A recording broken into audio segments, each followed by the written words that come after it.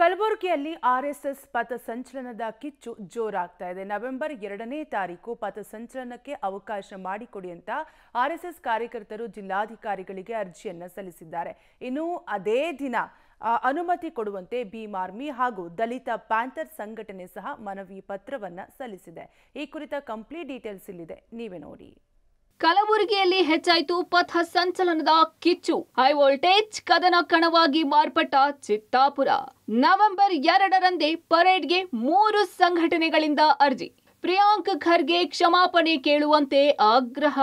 ಹೌದು, ಕಲಬುರಗಿ ಜಿಲ್ಲೆಯ ಚಿತ್ತಾಪುರದಲ್ಲಿ ಅಕ್ಟೋಬರ್ 19ರಂದು ನಡೆಯಬೇಕಿದ್ದ ಆರ್ಎಸ್ಎಸ್ ಪಥ ಸಂಚಲನಕ್ಕೆ ಬ್ರೇಕ್ ಬಿದ್ದ ಬೆನ್ನಲ್ಲೇ ಚಿತ್ತಾಪುರ ಪಥ ಸಂಚಲನ ಇದೀಗ ಹೈ ವೋಲ್ಟೇಜ್ ಕದನ ಕಣವಾಗಿ ಮಾರ್ಪಟ್ಟಿದೆ.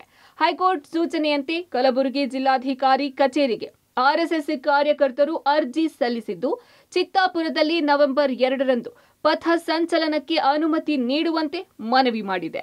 2 ದಿನದ ಹಿಂದೆ ಕಲಬುರಗಿ ಜಿಲ್ಲಾಧಿಕಾರಿ ಫೌಜಿಯಾ ತರನ್ನುಮ್ ಅವರ ಇಮೇಲ್ ಹಾಗೂ ವಾಟ್ಸ್ಆಪ್ಗೆ ಅನುಮತಿ ನೀಡುವಂತೆ ಅರ್ಜಿ ಸಲ್ಲಿಕೆ ಮಾಡಿದ್ರು. ಅದಾದ ಬೆನ್ನಲ್ಲೇ ಖುದ್ದು ಜಿಲ್ಲಾಧಿಕಾರಿ ಕಚೇರಿಗೆ ಆಗಮಿಸಿ ನವೆಂಬರ್ 2ರಂದು ಪಥ ಸಂಚಲನ ನಡೆಸುವುದಾಗಿ ಅರ್ಜಿ ಸಲ್ಲಿಕೆ ಮಾಡಿದ್ದಾರೆ. ಇನ್ನು ಕಳೆದ ಬಾರಿ ತಹಶೀಲ್ದಾರ್ ಕೇಳಿರುವ ವಿವರಣೆಯಂತೆ ಈ ಬಾರಿಯೂ ಜಿಲ್ಲಾಧಿಕಾರಿ ವಿವರಣೆಗಳನ್ನ ಕೇಳ್ತಾರಾ ಅಥವಾ ಅರ್ಜಿಗೆ ಅನುಮತಿಯನ್ನ ನೀಡ್ತಾರಾ ಅನ್ನೋದು ಸಾಕಷ್ಟು ಕುತೂಹಲ ಮೂಡಿಸಿದೆ.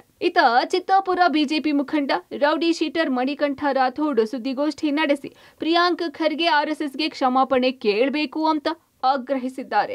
ಇವಾಗ ಫೋನ್ನಲ್ಲಿ ಬರ್ತಿದ್ದ ಬೆದರಿಕೆ ಕರೆಗಳ ಬದಲಿಗೆ ಕಟ್ಟರ್ ಆರ್ಎಸ್ಎಸ್ ಕಾರ್ಯಕರ್ತರು ನೇರವಾಗಿ ನಿಮ್ಮ ಮನೆಗೆ ಬರ್ತಾರೆ ಅಂತ ಬೆದರಿಕೆ ಹಾಕಿದ್ದಾರೆ.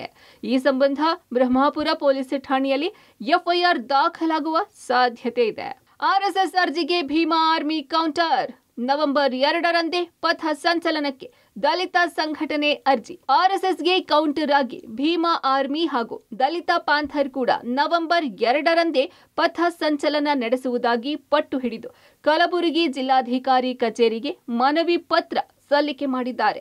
ಅಲ್ಲದೆ ಆರ್ಎಸ್ಎಸ್ ನಡೆಸುವ ಪಥ ಸಂಚಲನದ ಮಾರ್ಗದಲ್ಲೇ ಪಥ ಸಂಚಲನ ನಡೆಸೋದ್ರ ಜೊತೆಗೆ ಬಿದಿರಿನ ಕೋಲು ಹಾಗೂ ರಾಷ್ಟ್ರ ಧ್ವಜದೊಂದಿಗೆ ಬೌದ್ಧ ಧರ್ಮದ ಪಂಚಶೀಲ ಧ್ವಜ, ಸಂವಿಧಾನದ ಪೀಠಿಕೆಯೊಂದಿಗೆ ಪಥ ಸಂಚಲನ ನಡೆಸೋದಾಗಿ ಅರ್ಜಿಯಲ್ಲಿ ಉಲ್ಲೇಖ ಮಾಡಿದ್ದಾರೆ. ಅಲ್ಲದೆ ನೋಂದಣಿಯಲ್ಲದ ಆರ್ಎಸ್ಎಸ್ಗೆ ಪಥ ಸಂಚಲನಕ್ಕೆ ಅನುಮತಿ ನೀಡಬಾರದು ಅಂತ ಆಗ್ರಹ ಮಾಡಿದ್ದಾರೆ. ಅವರು ಕಾರ್ಯಕ್ರಮ ಮಾಡಬೇಕಾದ್ರೆ ಅವರಿಗೂ ಕೂಡ ಸಂಘದ ಒಂದು ರಿಜಿಸ್ಟ್ರೇಷನ್ ಕಾಪಿ ಇರಬೇಕು. RSS ಅಂತ ಒಂದು ಸಂಘ ಇದೆ, ರಾಷ್ಟ್ರೀಯ ಸ್ವಯಂ ಸೇವಕ ಸಂಘ ಅಂತಲೇ ಇದೆ. ಆ ಸಂಘದ ರಿಜಿಸ್ಟ್ರೇಷನ್ ಕಾಪಿ ಅವ್ರಿಗೆ ಕೊಟ್ಟರೆ, ಅವ್ರ ಹತ್ರ ಇದ್ದರೆ ಅವರಿಗೆ ಅನುಮತಿ ನೀಡಲಿ, ಅವರು ಪಥ ಸಂಚಲನ ಕಾರ್ಯಕ್ರಮ ಮಾಡಲಿ. ಅವ್ರ ಹತ್ರ ಅದನ್ನು ಏನೂ ಇಲ್ಲದೇ ಇದ್ದರೆ ಯಾವತ್ತು ಅವ್ರು ಮಾಡ್ತಾರೆ ಅವತ್ತಿನ ದಿವಸ ಭೀಮ್ ಆರ್ಮಿ ಭಾರತ್ ಏಕ್ತಾ ಮಿಷನ್ ಕೂಡ ಪಥ ಸಂಚಲನ ಕಾರ್ಯಕ್ರಮ ಚಿತ್ತಾಪುರದಲ್ಲಿ ಮಾಡುತ್ತೆ. ಕೋರ್ಟಿಗೆ ನಾವೇನು ಹೇಳ್ತಾ ಇದ್ವಿ ಅಂದರೆ, ಕೋರ್ಟಲ್ಲಿ ಅವ್ರ ಹತ್ರ ರಿಜಿಸ್ಟ್ರೇಷನ್ ಕಾಪಿ ಇತ್ತಂದರೆ ಅವ್ರಿಗೆ ಅನುಮತಿ ಕೊಡಲಿ. ನಮಗೊಂದು ನಿಮಗೊಂದು ಅನ್ನೋದಿಲ್ಲ, ನಮ್ಮ ಹತ್ರ ರಿಜಿಸ್ಟ್ರೇಷನ್ ಇದ್ದರೆ ನಮಗೆ ಕೊಡಲಿ.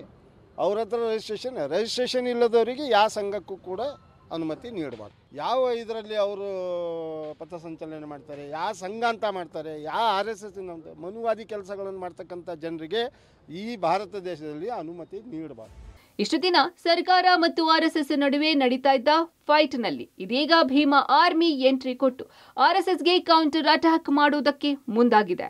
ಹಾಗಾಗಿ 2 ಸಂಘಟನೆಗಳಿಗೆ ಜಿಲ್ಲಾಧಿಕಾರಿ ಯಾವ ರೀತಿಯ ದಿನಾಂಕ ನಿಗದಿಪಡಿಸಿ ಅನುಮತಿ ಕೊಡ್ತಾರೆ ಅನ್ನೋದು ಒಂದು ಕಡೆ ಕುತೂಹಲವಾದರೆ, ಮತ್ತೊಂದೆಡೆ ಅಕ್ಟೋಬರ್ 24ರಂದು ಹೈಕೋರ್ಟ್ಗೆ ಸರ್ಕಾರ 2 ಸಂಘಟನೆಗಳ ಪಥ ಸಂಚಲನಕ್ಕೆ ಅನುಮತಿ ಕೋರಿ ಅರ್ಜಿ ಸಲ್ಲಿಕೆ ಮಾಡಿರುವ ಬಗ್ಗೆ ನ್ಯಾಯಾಲಯದ ಗಮನಕ್ಕೆ ತರಲು ಸಿದ್ಧತೆ ಮಾಡಿಕೊಂಡಿದ್ದಾರೆ. ಹಾಗಾಗಿ ಸರ್ಕಾರಕ್ಕೆ ನ್ಯಾಯಾಲಯ ಯಾವ ರೀತಿಯ ಸೂಚನೆ ನೀಡುತ್ತೆ ಅಥವಾ ನ್ಯಾಯಾಲಯವೇ 2 ಸಂಘಟನೆಗಳ ಪಥ ಸಂಚಲನಕ್ಕೆ ದಿನಾಂಕ ನಿಗದಿ ಮಾಡುತ್ತಾ ಅನ್ನೋದು ಸದ್ಯದ ಕುತೂಹಲವಾಗಿದೆ. Praveen Reddy, public TV, Kalaburagi.